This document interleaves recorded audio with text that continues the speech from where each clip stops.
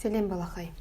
Бүгін біздер әріпе сабағынан с дыбысы және әріпмен танысатын боламыз.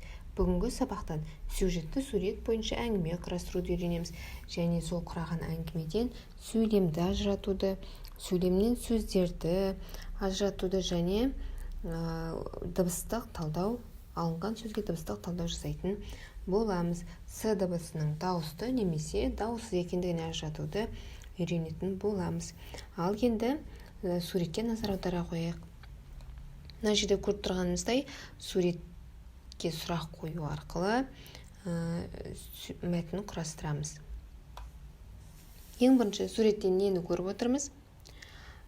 Суреттен балаларды көруге болады, ағаштарды, тасты, сауысқанды және бала сыбызғы тартып тұр. Енді осы жердегі сауысқан қайда қонақтап отыр? Сауысқан таста қонақтап отыр.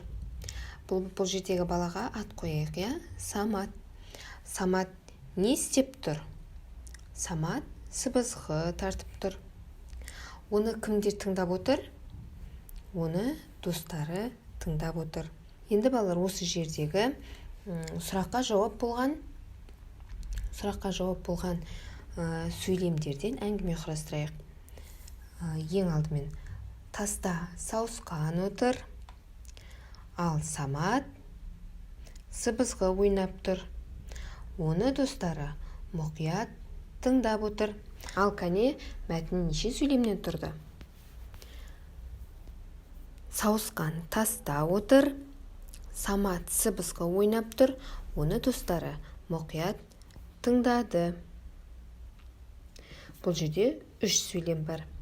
Енді осының ішіндегі таста сауысқан отыр деген сөйлемін алайық, Осының ішінде неше сөз бар екенін көрейікші.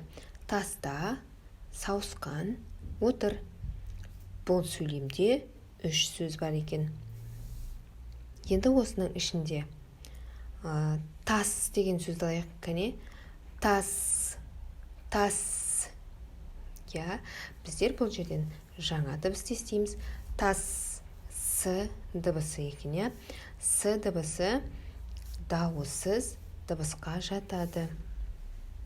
Келесі оқып жаттауға арналған сөздер берілген. Осыларды мұқият бірге оқып шығайық. Ас, аса, асау,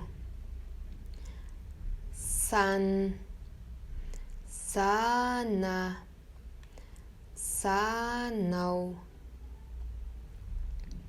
анау, асау, ат, анау, асықтар, сара, сана. Жақсы, енді осыны үйден оқып жаттық. Енді балақай, бұл жерде біздер бір ғана асық деп айтпадық, асықтар деп айттық. Өйткені бұл жерде бір ғана асық тұрған жоқ, бірнеше асық тұр, Сондықтан бұл жердегі асықтардың саны көп болғандықтан біздер асықтар деп айтамыз екен. Тапсырма бізге сызба берілген, Бұл сызбадан көреміз, бұл сөз 2 буыннан тұрады екен. Өйткені оның ішінде 2 дауысты дыбыс бар және 3 дауыссыз дыбыстан тұрады.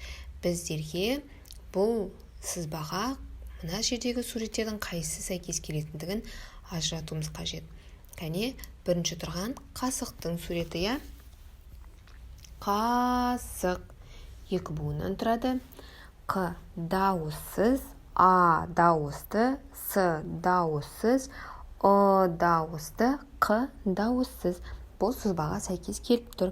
Келесі сағаттың суреті. Кәне буынға бөлейік. Сағат 2 буыннан тұрады. С дауыссыз, А дауысты, Ғ дауыссыз, А дауысты, Т дауыссыз. Бұл суретте сызбаға сәйкес келіп тұр. Келесі тұрған жолбарыстың суреті. Кәне буынға бөлейік. Жолбарыс 3 буыннан тұр, яғни бұл суретке сызбаға сәйкес келмейді. Енді балақай, қасық деген сөзде с әрпі сөздің қай жерінде кездесіп тұр? ортасында, иә. Сағат сөздің басында кездеседі. Жолбарыс сөздің соңында кездеседі екен.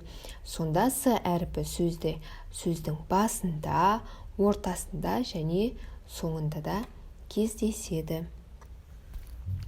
Бүгінгі тақырып түсінікті болды деген ойдамын. Келесі сабақта кездескенше.